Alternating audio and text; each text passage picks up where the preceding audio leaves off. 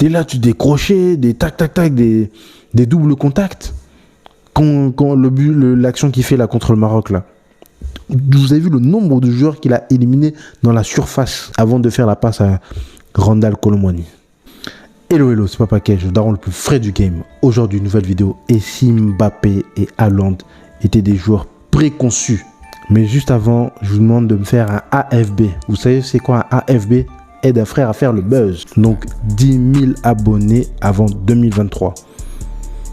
Donc on s'abonne, on like et on partage. Je vais d'abord vous expliquer pourquoi je pense que ces deux joueurs ont été préconçus à être des légendes et des futurs champions. Un jour, je regardais un manga comme ça, du nom de Kengan Ashura, et un des protagonistes s'appelait Ryan Kouré.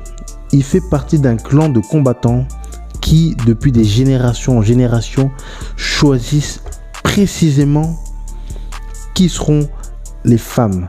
C'est-à-dire que le clan Kouré choisit par sélection sur les gènes que la femme possède pour pouvoir transmettre à la future génération. À chaque fois qu'il y a un trait ou un aspect physique ou une compétence ou une aptitude innée dans une famille ou chez une femme, il choisit cette femme pour procréer un enfant. Et cet enfant-là va apporter des gènes en plus pour faire un guerrier ultime. Alors sur cette base de cette théorie, je me suis dit, et si le père Mbappé et le père Haaland ont choisi leur compagne de façon très sélective et se sont dit, si je veux créer un champion, je dois choisir précisément une femme bien précise.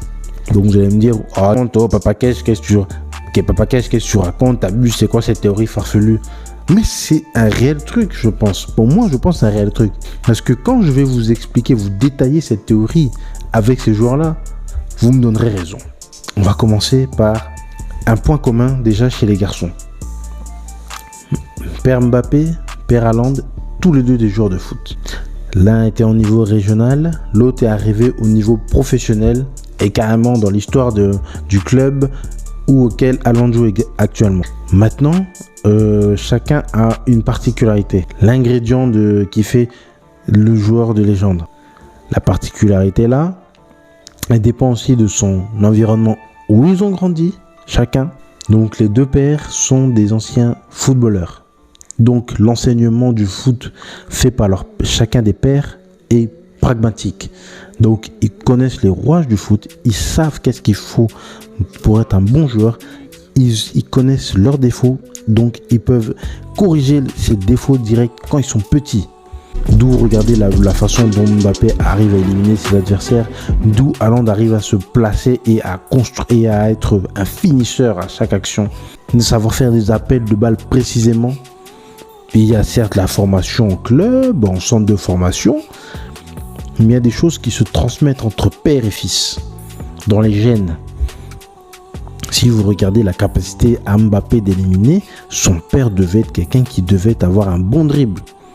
Juste à l'époque où il était, il n'a pas eu la chance d'avoir intégré le circuit professionnel à très haut niveau. Le père Haaland, lui, il a eu cette chance. Ça s'est transmis dans les gènes, dans l'ADN et aussi par la parole. Et parce que si son fils a dû regarder son père jouer, forcément, il y a des choses qui sont transmises. Maintenant, passons sur les mères. La mère de Mbappé, ancienne joueur professionnelle de handball. Donc, pour vous dire déjà les qualités athlétiques. Et aussi, il ne faut pas oublier le gène DZ. Vous voyez, il y a le gène Z pour les Super Saiyans. Le gène DZ, c'est-à-dire talent pour le foot inné. Je suis désolé, mais les DZ ont ce talent au niveau du foot équivalent à celui des Brésiliens.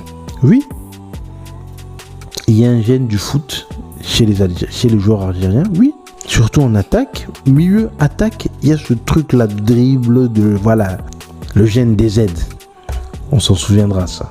Et chez Haaland, la mère était une ancienne athlète professionnelle en athlétisme qui participe à plusieurs épreuves. Heptathlon. Donc c'était plusieurs épreuves qui équivaut aujourd'hui au triathlon. Voilà. Donc saut en longueur, en hauteur, lancer de poids, le javelot, voilà, hein, en athlétisme. Qualité athlétique directe. Et ça se retranscrit sur leur corps. Mbappé, vous voyez les jambes de feu qu'il a. Il a les jambes du dribbleur côté des aides.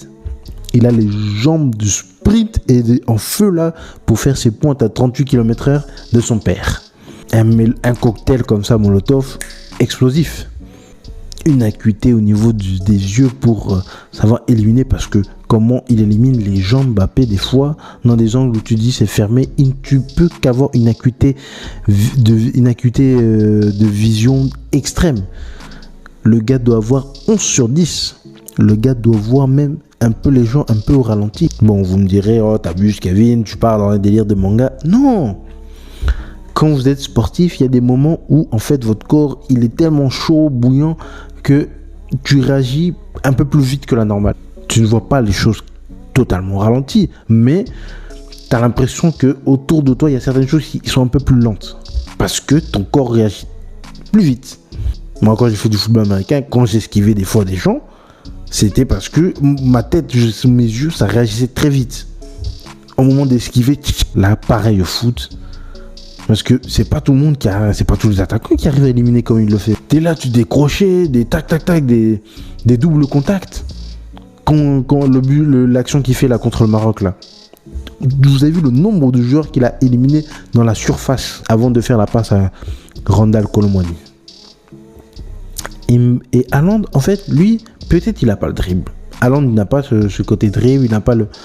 Mais il a le sens du but. C'est-à-dire, à la Blue Lock, il sent le but arriver. Donc, quand il fait ses appels de balle, le gars tape un sprint parce qu'il sent l'action arriver. Il sent au loin. Donc, il a un pressentiment direct sur le terrain. Le gars arrive à sentir au loin. Donc, il va se placer, il fait l'appel et il va se placer correctement. C'est pour ça qu'il nous a tapé 6-3 là, quand il y a eu le derby Manchester City, Manchester United. Les buts qu'il nous a mis, tous les buts qu'il nous a mis, il faut voir comment il se plaçait. Incroyable. Donc voilà. Donc du coup, c'est pour ça que je dis que ça s'est retransmis dans l'ADN, le fait que les deux parents, père et mère, soient des athlètes. Aujourd'hui, on voit les gars, ils pètent les scores des statistiques. Ils pètent les scores de précocité. Donc là, nous assistons à l'ère Haaland Mbappé. Pour moi, leur ère équivaut à Madara vs Hashirama. Madara, c'est Haaland et Mbappé, c'est Hashirama.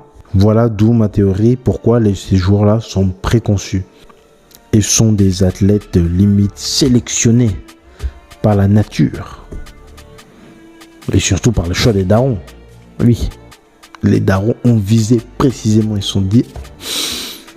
Limite comme des animaux, ils ont l'instinct qu'ils ont senti. Toi tu sens l'athlétisme. Ah, toi tu ferais des bons gènes. Ah, tu as des bons gènes. Ah, toi, allez, c'est bon, je t'ai choisi comme femme. Et avec toi, nous allons concevoir des super athlètes. Oui, parce que vous pouvez me dire, oui, c'est que peut aller, la chance et tout, nana. Bon, pourquoi maintenant on entend parler de Ethan Mbappé? Ethan est un gaucher. Donc même au centre de formation, il y a des échos comme quoi, oh c'est chaud. On a vu un peu les prémices là contre un match amical, non même pas, je sais pas si c'est un match amical, mais contre Quevilly. Comment le petit joue, tu sens que c'est pas juste parce que son frère l'a placé, non. Ça se sent, ça se voit, le gars aussi a du talent comme son frère. Pas au même niveau, mais il a du talent. Et ça va se réveiller. Et surtout, si vous avez vu la dernière vidéo là où on félicite Messi, la haie d'honneur au centre de formation, quand il applaudit, vous avez vu le regard d'Ethan. Un monstre est né. Je vous dis, un monstre vient de naître. Ce monstre, nouveau monstre, parce que le foot crée souvent des monstres comme ça, mais ça sera une prochaine vidéo. Les événements qui créent des monstres de foot. Donc c'était tout pour moi, je vous laisse. Je vous dis à la prochaine. Sur ce, ciao.